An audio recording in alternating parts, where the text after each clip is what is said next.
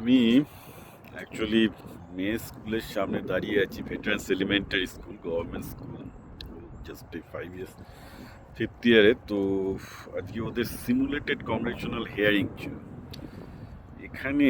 Actually এই কাউন্ট্রিতে particularly একদম বাচ্চাদের ছোটোবেলা থেকেই পলিটিক্যাল এডুকেশন দেওয়া হয় এবং ক্লাস 5 এটা কম্পালসারি। এবং বাচ্চাদের পলিটিক্যাল এডুকেশন যাতে বোরিং না হয়, যাতে ওরা প্র্যাকটিক্যাল শিখতে পারে, তার জন্য আজকের দিনটাতে টেস্টিং চলছে। তো টেস্টিং করার জন্য কী হয়, বেসিক্যালি আমাদের এই এরিয়ার যে স্টেট সেনেটর তিনি এসেছিলেন, আমি তো একটা ভিডিও দেবো। তিনি বাচ্চাদের কিছু প্রশ্ন করেন তাদের বোঝার জন্য যে সত্যি বাচ্চারা পলিটিক্স বোঝার জন্য রেডি হচ্ছে কি না। তারপর ক্লাসে নিয়ে যাওয়ায়, ক্লাসে নিয়ে গিয়ে একটা জাজেস প্যানেল থাকে, যারাও এখানকার লোকাল ছোটো না ছোটো কোনো কাউন্সিলর টাইপের ইকুইভ্যালেন্ট পোস্টে থাকে আর কি। তারাও বাচ্চাদের প্রশ্ন করেন। এবার বাচ্চাদেরকে একটা টপিক দেওয়া হয়, এরা বিভিন্ন গ্রুপে ভাগ করে। যেমন আগের টপিকটা ছিল যে ইউএসএতে ফেডারালিজমের প্রবলেম কি, খুব সিরিয়াস প্রশ্ন, যে স্টেট ভার্সেস সেন্টারের যেটা প্রবলেম ইন্ডিয়াতেও আছে।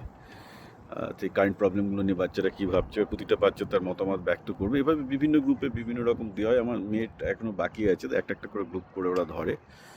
এবং যারা জাজ থাকে তারাও অ্যাকচুয়ালি লোকাল পলিটিশিয়ান। এবং যিনি এখানকার লোকাল সেনেটর তিনিও ছিলেন এইমাত্র। তিনি অ্যাকচুয়ালি বাচ্চাদেরকে কোশ্চেন করছিলেন এবং তাদের বোঝাচ্ছিলেন কীভাবে বিল পাস হয়, এবং দেখা গেলো বাচ্চারা অনেকেই জানে। তো ব্যাপারটা হচ্ছে কি, আমি খুব প্রশ্ন পাই যাদের কেরিয়ার নিয়ে আপনি ভিডিও করছেন কেন, পলিটিক্স নিয়ে ভিডিও করছেন, সরি আমি শুধু পলিটিক্স নিয়ে কেন ভিডিও করছেন, কেন কেরিয়ার নিয়ে ভিডিও করছেন না, ইত্যাদি ইত্যাদি। বা এটা আমি দুটোই করি। এখানে একটা ব্যাপার খেয়াল রাখা উচিত যে একটা যে কোনো ডেমোক্রেটিক সোসাইটি, যদি সোসাইটি ডেমোক্রেটিক হয়, তাহলে সেখানে যদি সিটিজেনরা, তার নাগরিকরা যদি শিক্ষিত না হয় পলিটিক্সে, তার নাগরিকরা যদি রাজনীতিতে শিক্ষিত না হয়, তাহলে আপনি মমতা ব্যানার্জি পাবেন। এবং কিছু করার নেই, this is a fact.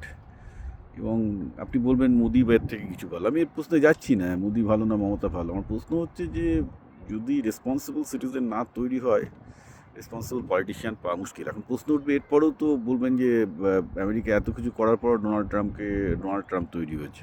But এটাও খেয়াল রাখতে হবে, আমেরিকাতে ডোনাল্ড ট্রাম্পকে আটকানোর জন্য লোকে তার অধিকারটা জানে এবং নভেম্বরে ঢেলেই ভোট দেবে।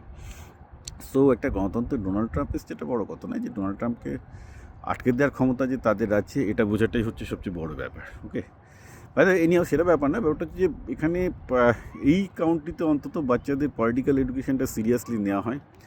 এবং টেস্টিংয়ের সময় মানে বেসিক্যালি এখানে তো স্কুলে পরীক্ষা হয় না। এখানে বাইরে আমি আজকে একটা ভিডিও করবো পাস ফেল কিনা। এখানে দেখবেন যে আমি আজকে এদের পরীক্ষার ভিডিওটাই দেবো, যেদের পরীক্ষা কোনো স্কুলের টিচাররা নিচ্ছেন না, লোকাল পলিটিশিয়ানরা নিচ্ছেন, যে পলিটিক্সের ওপর বাচ্চাদের যেটা পাওয়ানো হচ্ছে সেটা বাচ্চারা শিখেছে কিনা।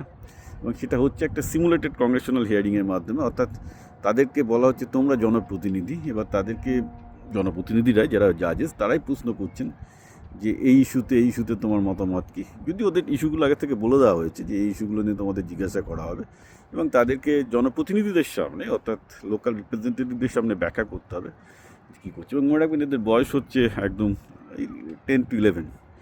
এখন এদের বয়স 18 হতে এখনও বাকি আছে 6-7-8 বছর।